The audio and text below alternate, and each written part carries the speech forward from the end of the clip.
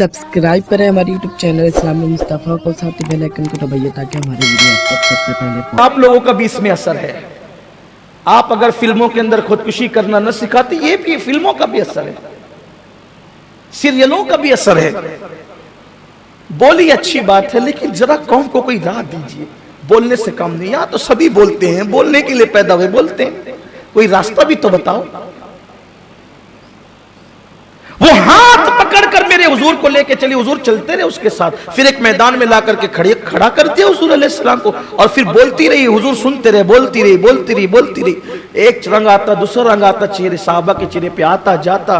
बास तो सोचते कि अभी हुजूर हटें, इस बदबख्त को पता चले कि हुजूर को इतना सताने का अंजाम क्या है, इसकी पागलपन का इलाज कर देंगे अभी।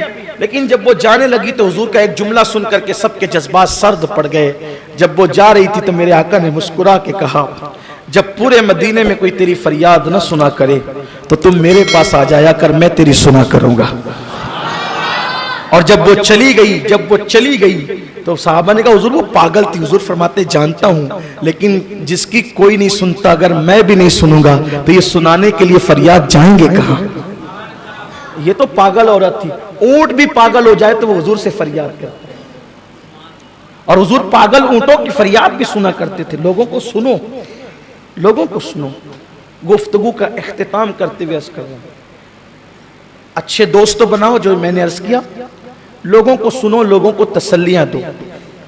एक बात एंड पर जाते हुए, अगर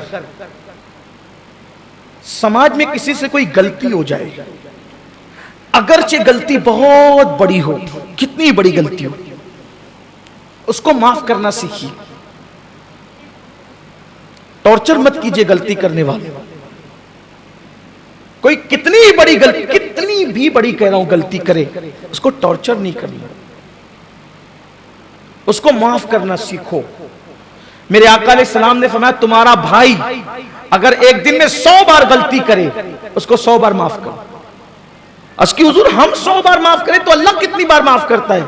आका फरमाते, तुम्हारे यहां 100 की गिनती है, तुम जब जब गलती करते हो मेरा अल्लाह तुम्हें तब तब माफ करता है।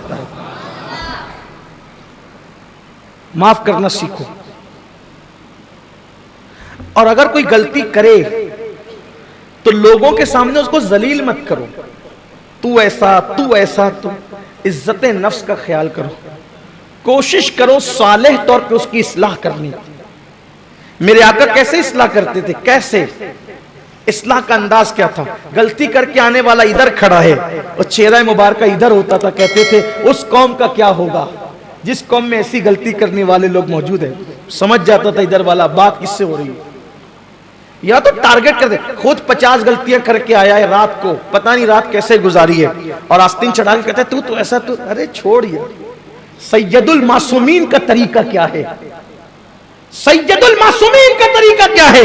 एक शख्स आता है, या रसूलल्लाह मैंने जिना किया है, मुझ पे हाथ लगाए।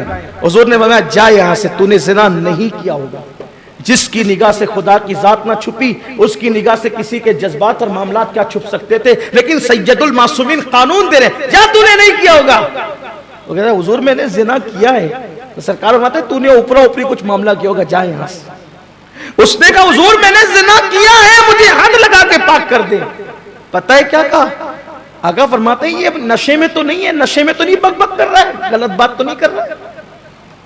लोगों ने मुंह सूंघा, नहीं हुजूर ये नशे में भी नहीं है। फरमाया, इस पे पागलपन का दौरा तो नहीं पड़ता है कि पागलपन की वजह से ऐसा कर? वो आके खुद कह रहे कि मैंने ऐसा किया है, और हुजूर पर्दे डाले जा रहे हैं, और यहां किसी के बारे में कोई सबूत नहीं है। कुरेद रहे, जलील कर रहे। सुन लो, मेरे नबी ने फरमाया, जब तक कि तुम अपने भाइयों के ऐबों पे पर्दा डालते रहोगे, अल्लाह तुम्हारे ऐबों पे पर्दे डालेगा। जब तुम लोगों से पर्दे उठाओगे, अल्लाह तुमसे पर्दे उठा के तुम्हें जलील कर देगा। सैयदुल मासूमीन पर्दे डालते हैं, और यहां खुद गुनाहों के दलदल में डूबे हुए लोगों से पर्दे उठाते हैं। ये भी एक वजह है सुसाइड की, लोगों को जलील करने से लोग मरते हैं। खुदा के लिए ऐसा मत करो। जाने जो कर रहे हैं वो गलत कर रहे हैं, फिर कह रहा उनकी तायद नहीं करता, लेकिन हम कहीं ना कहीं उसमें शामिल हैं। ہم کہیں نہ کہیں اس میں شامل ہیں، اس میں کہیں نہ کہیں حصے دار ہم بھی ہو رہے ہیں۔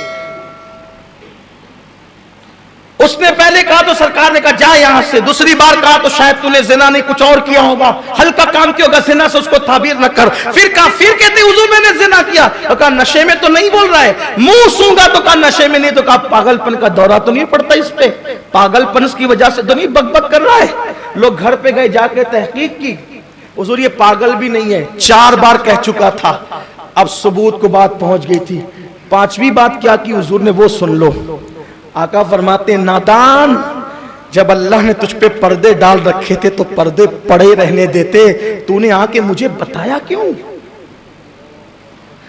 یہ حضور کا انداز۔